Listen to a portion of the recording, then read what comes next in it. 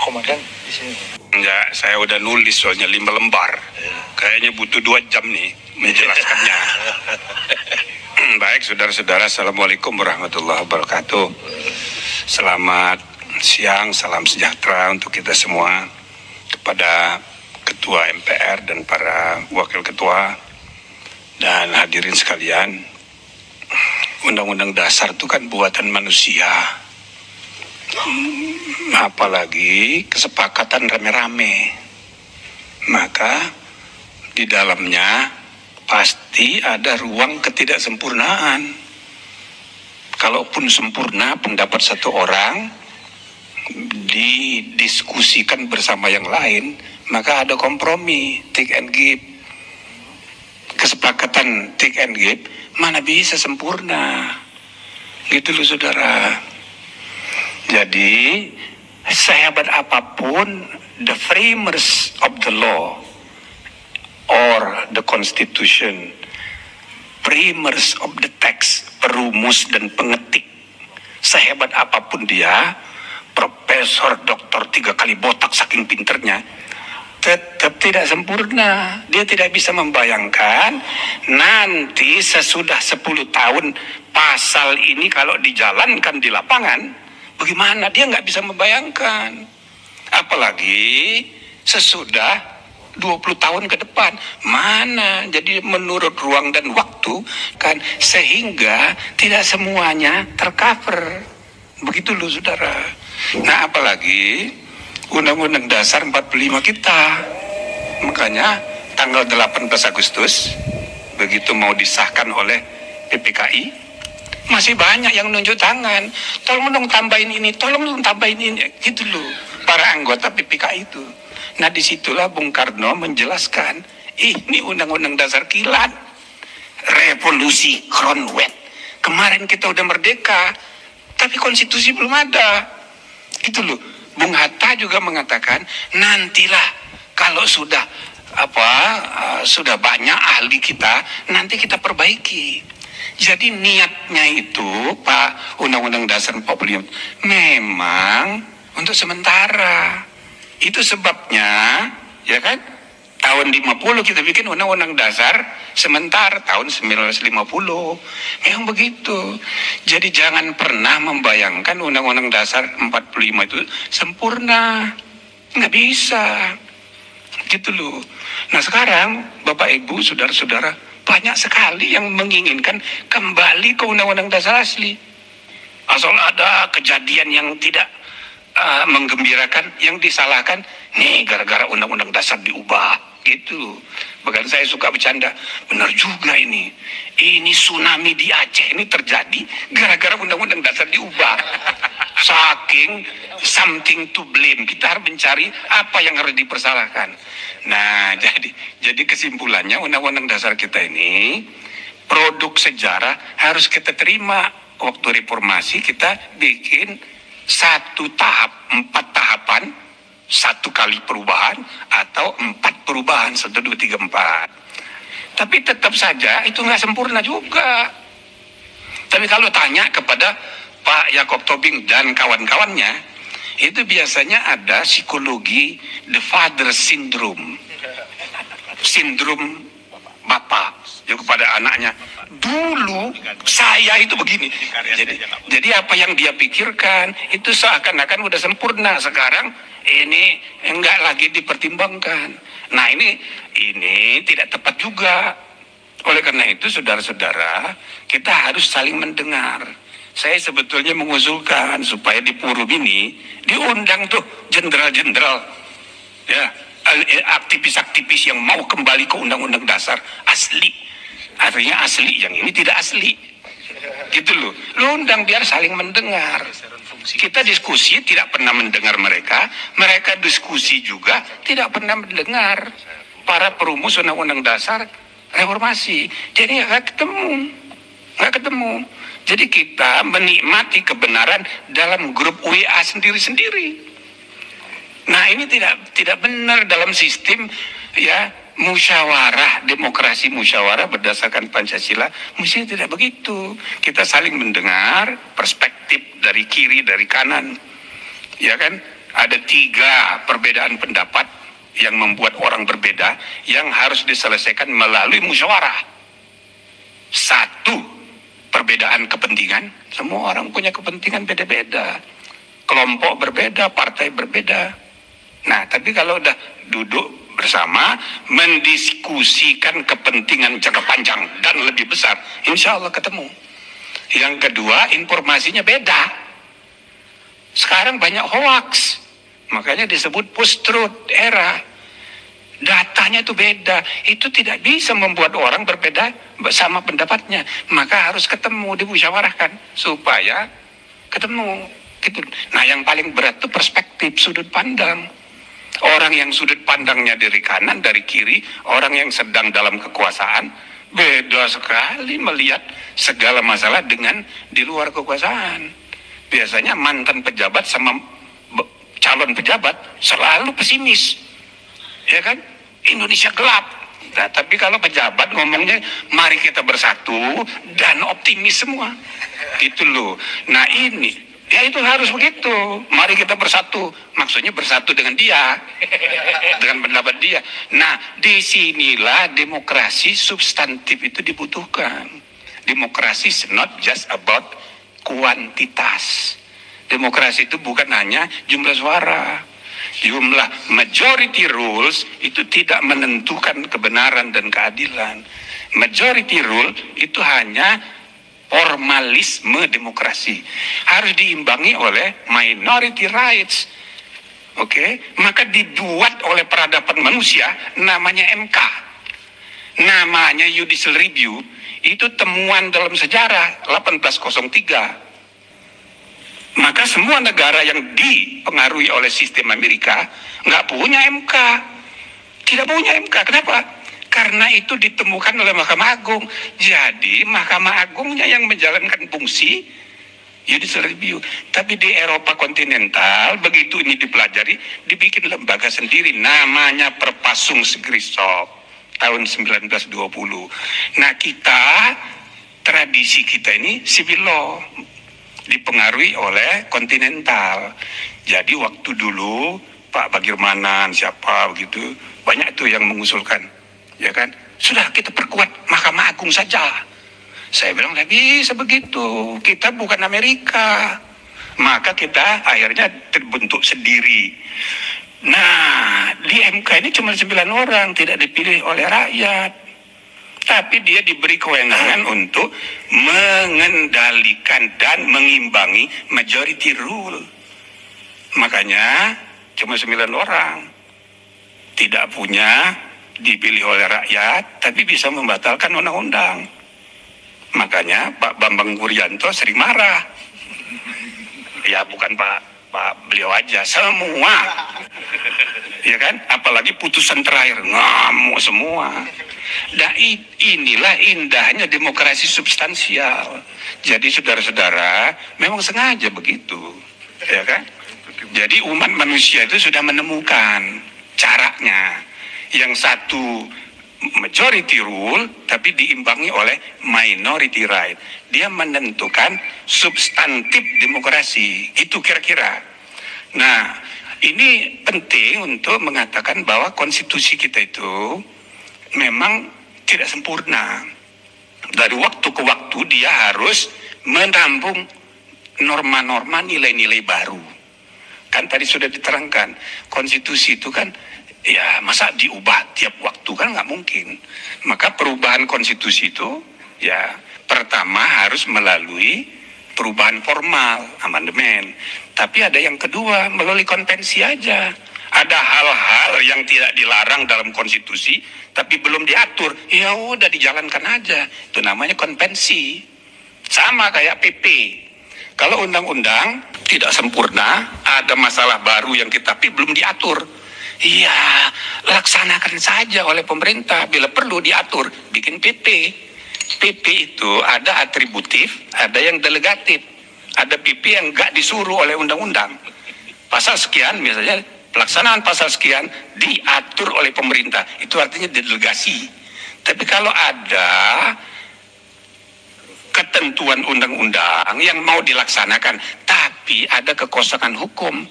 Ya dibuat PP aja, itu namanya atribusi. Kan pasal 5 ayat 2. Presiden menetapkan peraturan pemerintah untuk menjalankan undang-undang sebagaimana mestinya. Jadi PP itu adalah kewenangan mandiri dari presiden untuk ngatur melaksanakan undang-undang.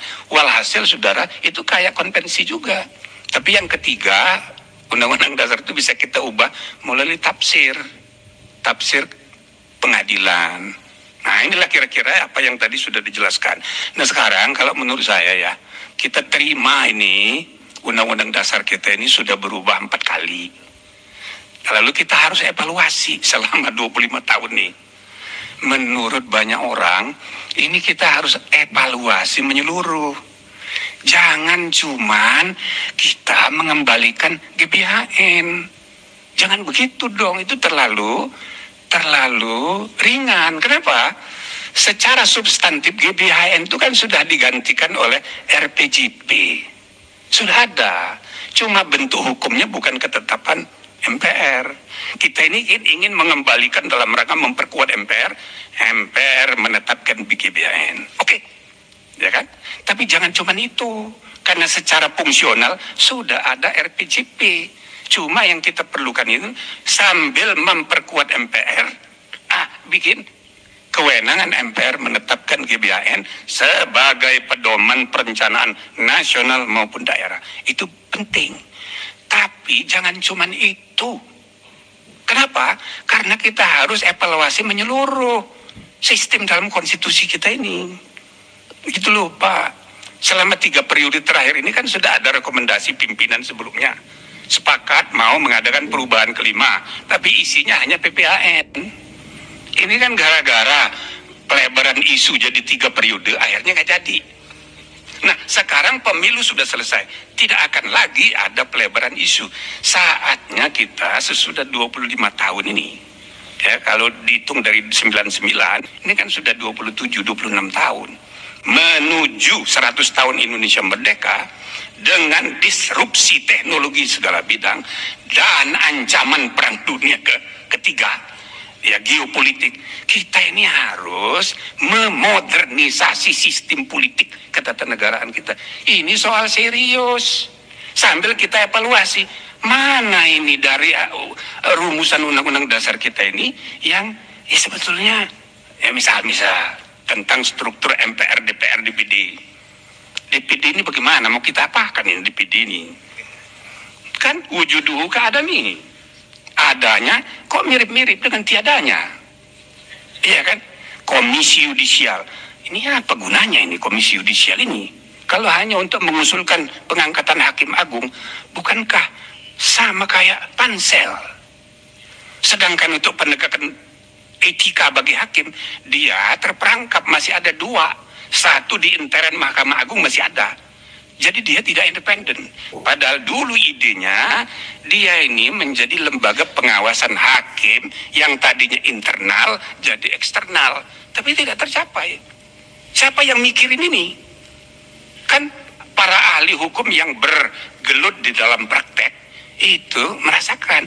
Tapi teman-teman di sana, di Senayan, kurang memberi perhatian kan. Lembaganya bukan lembaga yang ada kaitan dengan politik. Saya adalah anggota tim 1 atap Mahkamah Agung. Ketuanya Pak Ardato dulu. Itulah tim yang menjadikan Dirjen di Kementerian Kehakiman, Dirjen Departemen Agama dipindahkan. Tujuannya adalah untuk memperkuat independensi Mahkamah Agung. Tapi nyatanya apa tercapai? Tidak. Struktur bekerjanya itu menjadi sangat orientasi kepada atasan, sehingga hakim secara fungsional setiap hakim itu tidak independen. Yang independen strukturnya, kekuasaan kehakiman, tapi hakim masing-masing tidak independen. Nah, ini kan harus dievaluasi Bapak Ibu. Jangan dibiarkan. Zarab itu ketangkap itu puncak dari sistem yang tidak baik, gitu loh. Ini soal serius. Maka menurut saya nih, momentum kepemimpinan Pak Muzani dan kawan-kawan di MPR ini sesudah terbentuknya pemerintahan baru yang relatif sangat kuat, Ini saya rasa momentum tepat untuk kita memperbaiki sistem konstitusi kita. Itu. Jadi jangan cuma urusan GBHN. Makanya saya hadir di acara Hari Konstitusi kemarin. Agak dalam hati saya, aduh Pak Muzani kau ngomongnya hanya GBHN ini. Kecewa juga dikit. Apalagi Presiden tidak hadir, Ketua MK tidak hadir pula. Padahal ini Hari Konstitusi itu sama pentingnya dengan 17 Agustus. 17 Agustus kemerdekaan bangsa. Tapi tanggal 18 Agustus lah terbentuknya negara. Presiden Wapres dipilih, konstitusi ditetapkan, gubernur ada 8 ditetapkan. Itu tanggal 18, tanggal 17 kita belum punya negara. Baru proklamasi kebangsaan. Bangsa kita merdeka. Jadi maksud saya momentum, ya kan? 2025 ini, bagaimana ini? Saya walaupun sudah nggak punya jabatan, saya rajin warawiri. Saya datang ke partai ini, meyakinkan perlunya agenda perubahan transformasi konstitusi gelombang kedua. Saya nggak usah sebut satu persatu, tapi kesimpulan saya, semua partai politik pimpinannya sekarang terbuka. Tinggal apa yang harus disepakati minimal. Jadi jangan terlalu banyak. Tapi mereka sudah membuka diri, tidak hanya urusan GBHN gitu loh. Nah, kenapa begitu? Karena ini momentum. Kita harus membuat sejarah, memperbaiki sistem yang kita anggap ya perlu diperbaiki. Nah, ini ada 5 isu di sini. Salah satu isunya adalah penataan kembali struktur lembaga perwakilan dan permusyawaratan. Menurut saya cukup 2 saja lembaganya, jangan 3. Sekarang ada MPR, ada DPR, ada DPD. Sejarah DPD jadi kayak begini ini kompromi. Tadinya mau bicameral, tapi kompromi. Ya udahlah, kita setuju DPD namanya sebagai lembaga sendiri, tapi MPR lembaga sendiri juga. Tapi dalam praktek DPD itu hanya memberi masukan, tidak membuat keputusan. Jadi aspirasi daerah selama 20 tahun terakhir hanya memberi pertimbangan. Nah, maka ini yang saya sebut wujuduhu ka'adami. Periode kemarin sengaja saya masuk DPD, maksudnya perlu kita perbaiki dari dalam. Alhamdulillah ternyata nggak bisa. Maka kesimpulan saya, sebaiknya satu, MPR kita perkuat. Antara lain misalnya menetapkan GBHN, ya kan? Yang kedua, tapi ini diskusi itu sendiri. Wakil presiden itu nggak usah dipilih langsung, dipilih oleh MPR aja. Jadi setelah presiden terpilih, daripada kasak kusuk kayak kemarin, sudahlah cukup rakyat memilih presiden, wakilnya ditetapkan oleh si presiden terpilih, tapi disetujui oleh MPR. Jadi betul-betul orangnya presiden, bukan orang hasil kasak kusuk pragmatis transaksional. Terus yang ketiga, itu MPR harus memastikan kewenangannya, paling tidak usah ada perubahan, tapi di dalam risalah harus ditegaskan, MPR harus melantik presiden dan wakil presiden.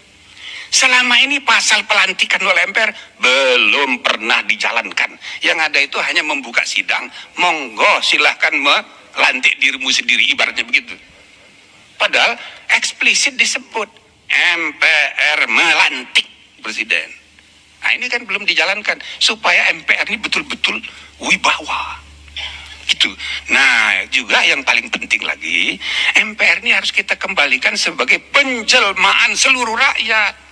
Utusan golongan, saya anggota MPR utusan golongan terakhir, cuma kita kalah waktu itu. Kalah karena semangat reformasi, ini semua yang diangkat oleh Pak Harto akhirnya dibuang. Maka tinggal 2, perwakilan politik di DPR, perwakilan daerah itu dilembagaan DPD. Utusan golongan tidak. Padahal saudara-saudara, Bapak Ibu sekalian, ini ya apa yang disepakati oleh the founding leaders ini luar biasa. Ada 3 sistem perwakilan. 1 political representative partai, yang kedua regional ya, kayak Senat di Amerika. Ya. Yang ketiga, utusan golongan kayak House of Lords di Inggris. Jadi kalau di Inggris itu ada House of Commons, ada House of Lords, sedangkan di Amerika ada House of Commons politik, ada Senat. 2 tambah 2 digabung jadi 3. Satu-satunya di dunia kayak gini. Tinggal problemnya bagaimana utusan golongan itu harus dipilih. Kalau itu kan gampang. Diatur supaya masing-masing utusan golongan itu dipilih oleh lingkungan organisasi masing-masing dan pelaksananya diatur dengan undang-undang.